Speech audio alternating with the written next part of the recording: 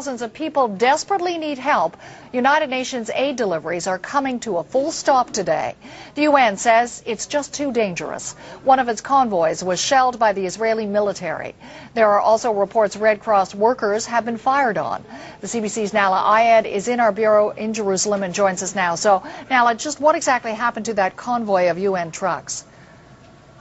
Well, as you know, today is the second day that the two sides in this conflict have agreed to a ceasefire for about 3 hours each day to allow people to go out to stock up, bury their dead, and access aid. Now, the UN, as you mentioned, has decided that it has suspended all its activities. It would not actually do what it would normally do during those 3 hours because today that ceasefire was violated. It charges Israeli soldiers with firing at a convoy of aid that was on a mission that was coordinated by the Israeli army, and one that included trucks that were carrying UN flags and killing two of its drivers. Now, there are about 750,000 people in Gaza who rely on UNRWA, that's the Works and Relief Agency of the UN, and the UN agency is warning that without their help there will be a humanitarian disaster. You also remember that a couple of days ago the UN reported, and there were lots of pictures to show this as well, that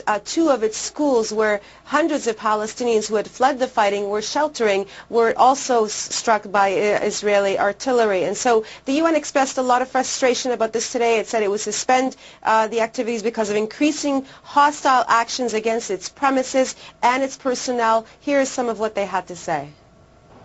We are devastated because we're here with the people who are in phenomenal need of our assistance. You know, 750,000 people without water, 1 million people that are food aid dependent. Security, safety for the population, that's the key.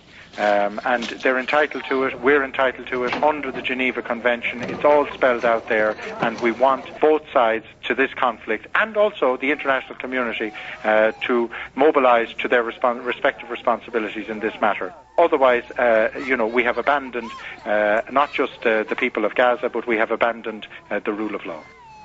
So that's the word from the UN Relief and Works Agency. The Red Cross as well ran into some problems today. What's the story there?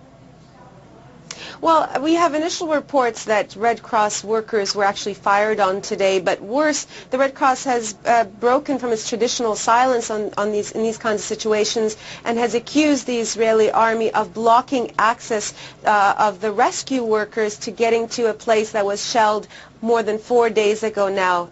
The incident happened in the Zaytuna neighborhood in Gaza City, where apparently several houses were shelled. There were several people who had been dead and injured for 4 days, and essentially the Red Cross says that not only were they not given permission to actually reach the site so they could rescue some of those wounded, but also the road itself was blocked by rubble that had been put there by the Israeli army. So once the workers actually arrived at the scene, which was yesterday, 4 days after the initial attack, apparently the scene was absolutely appalling. There were about 15 people dead. There were 4 children who were alive but could barely move, who were sitting next to their dead mothers.